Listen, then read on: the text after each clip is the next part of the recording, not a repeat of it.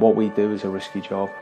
There are times that we will go out those doors and might not always be coming back in the same condition we left. Death, I suppose, was the first thing that was hard for me. One colleague of mine had a lot of things going on in her private life, and just one small thing on the ward triggered everything off, and we actually had to get the crisis team on the ward there and then to assess her because she was at risk of hurting herself. I had what I can only call a breakdown. I planned how I was going to do it, when I was going to do it. We are what I would class as the last port of call for anybody, and for us to come away from somewhere thinking, actually we couldn't do anything there, is quite, well, it's heart-wrenching.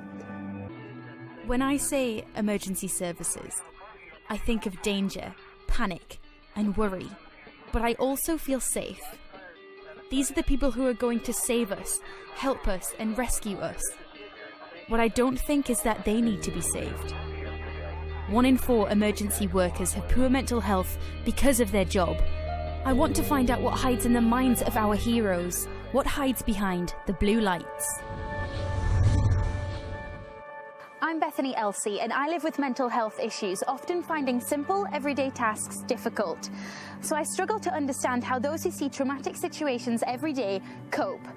My mum's a staff nurse and will be featured in this documentary because I've seen how the stress of the job can push someone to breaking point. I want to find others who have been in her situation and share their stories.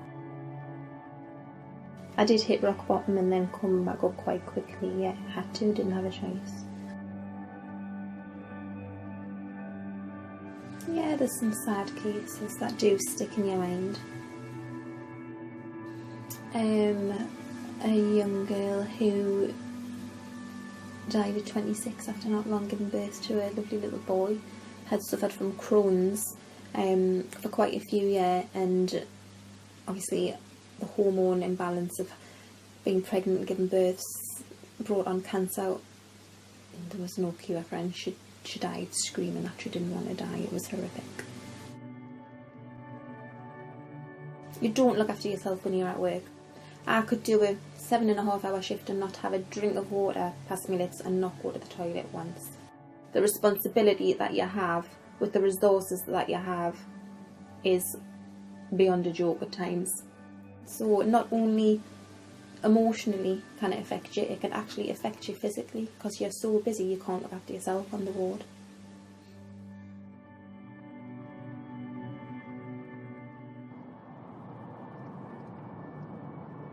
I'm on my way to go and speak to Scott Forward at Durham and Darlington Fire and Rescue Service.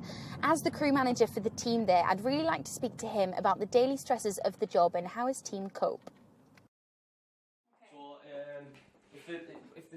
We are getting stretched to our limits, like, really are. What we see in a car crash and things like that is not difficult for us to deal with, because we knew we would do that when we joined. We knew we would get the blood, the guts, the gore, stuff like that. We knew we'd get that. You can come away from a car accident thinking, actually, you know what it is, I did my utmost and I couldn't do more. When you go into someone's house and you see burns that are clearly neglected, haven't been washed for days, nappies bulging at the seams, and you think, actually, I'm powerless over that. I hold my hat up to the paramedics, because you'll sit with somebody for an hour while the ambulance comes, and they'll pour the heart out about. As an example, the last one I went to, the lady husband had dementia, and this sounds horrible, he was sitting waiting to die. It's stuff like that we can't deal. Well, I can't deal with.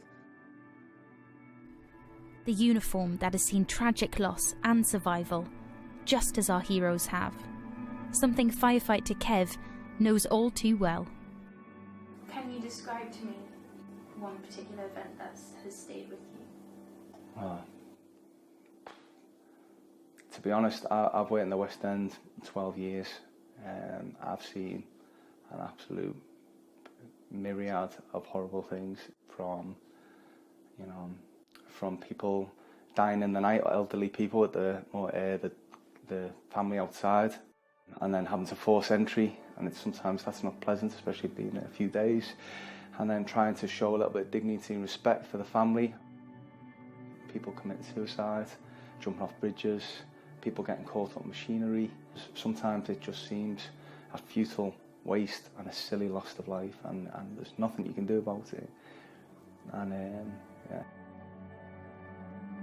I mean, they talk about it a lot of times about how your brain copes with seeing something traumatic, and you know, your eyes take in a lot, and then you'll get snapshots later down in time of that particular incident. It might be a smell or a sight, will give you a little flash or something, and over time you become conditioned to it, so it stays with you. It doesn't go away, but it doesn't sort of come back as often. I've seen my fair share of things, and yes, they stay with me, you know, to the end of time. As far as I'm concerned, I can still remember stuff from the day I started, and it does stay with you. You know, people who say it doesn't, lie. They, you know, seeing something horrible, you know, will always leave its mark.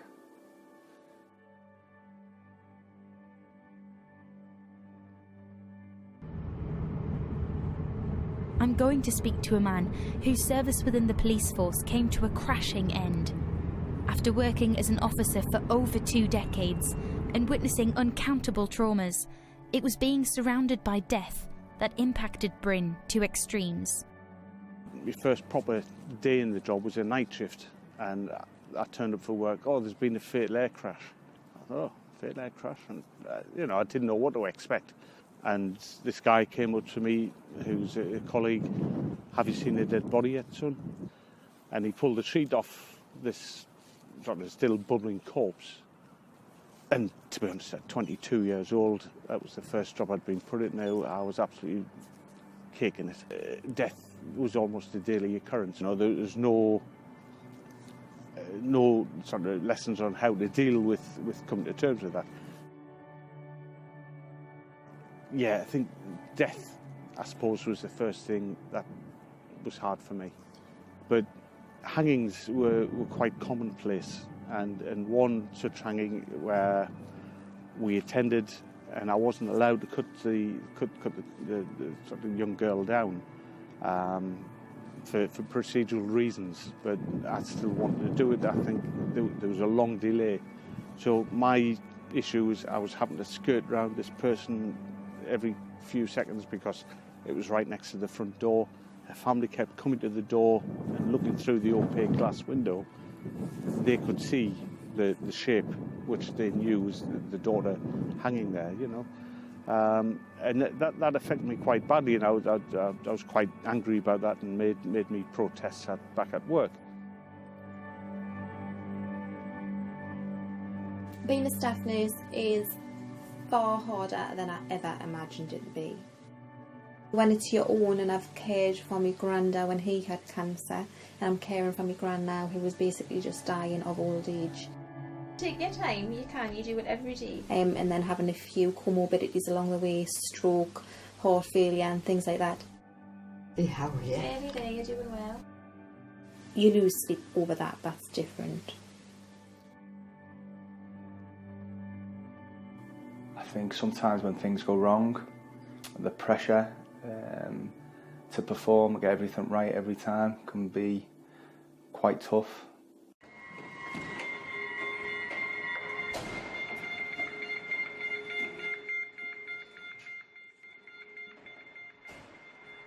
It can be quite a difficult, stressful job at times, yeah.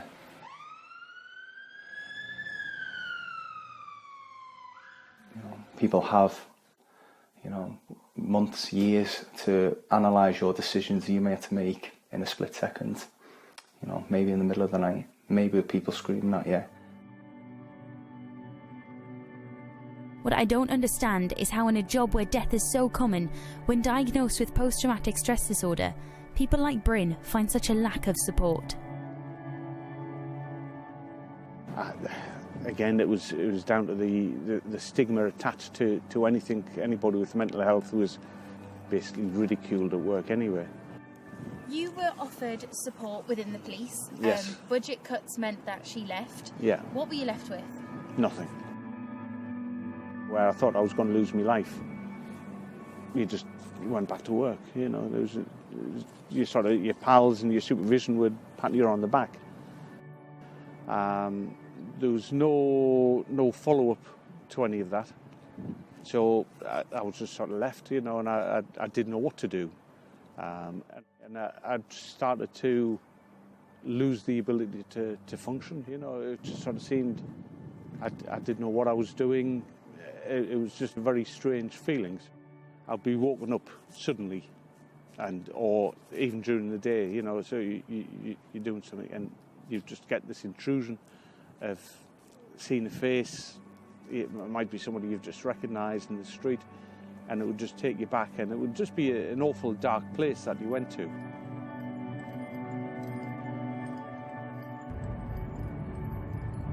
Emergency service workers witness trauma on a daily basis, but for some, it's too much. What is it that allows some to cope and others to break?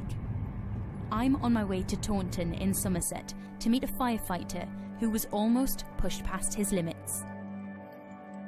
Do you think there's pressure to kind of be the tough guy and keep it all together when really you might be struggling? Yeah, absolutely. There is. I think there's still that pressure, that label that we're kind of meant to be strong and just get on with the job, but that doesn't always happen. Sorry if this question's too blunt. No. But have you ever tried to kill yourself? I haven't tried literally. There's been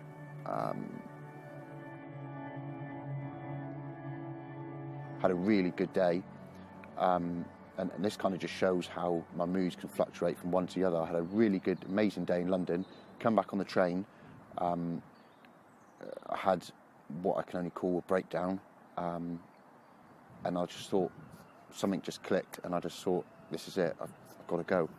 I didn't know if I had any intentions. I think I just wanted someone to talk to. So I stood, I stood on the correct side of the bridge, and this was sort of getting on by 1 o'clock in the morning by this time, thinking someone's going to think, why has he stood there at this time of night?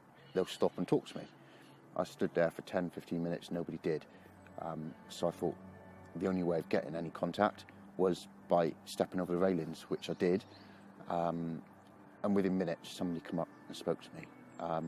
And then I looked around and I was sort of surrounded by police and ambulance and all the rest of it.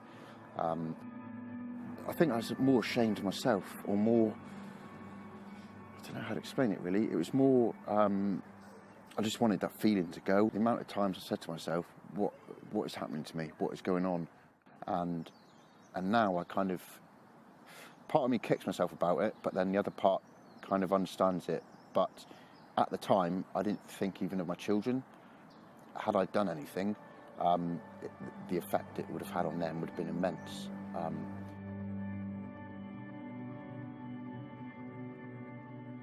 Through speaking to these people, I'm amazed that despite working beyond their limits and their daily struggles, they have found ways to cope. They have hope that things do get better, and that saving lives every day helps to save themselves. How are you diddling? Good. Aye, plodding on, plodding on. For me, this is where I feel safe. I know that I can do my job.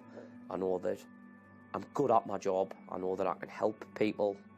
And it's just that ability, because I know for a fact, every time I come in here, generally, 9 times out of 10, I can enhance somebody's life. I do struggle sometimes outside of work, but when I get to work, as soon as I walk through them doors, that's me. Back into Scott Forward, crew manager, Red Watch, and it's great. The advice I would give, that everybody's different and everybody handles situations completely different. But there is help out there if you want help, or whether it be from a family member, a work colleague or a professional, there is help out there, and seek it, because every day is a new day. Yes, I'm back to running, and that's made a massive difference. I actually go into work and people say, oh, you look great, you look really well, and I think it is because I've started running again. Try and speak with some of the colleagues, if somebody that they trust and somebody that's not going to take the mickey out of them, basically. So your advice is to talk. Yeah. To not be afraid to talk. Yeah, don't you know, let it all out. It's the best thing that you can do is open up to it, because until you do that, you'll never ever be able to process the bad things that's going on in your head. If you've got a colleague that you think something's not right, no matter how big or small it might feel, then kind of question them or ask them or take them away for 5 minutes, or just do that one thing, because it could help a massive change in the future for them. As I always say, I still have good days and bad days, but generally it's all good. I'm working as normal, seeing my children, socialising. I'm doing a lot of things that I did sort of years ago that I never have done since I've been ill, and that's a massive pleasure for me and makes me a lot happier. You know, you just try and talk about it without sounding like a cliche.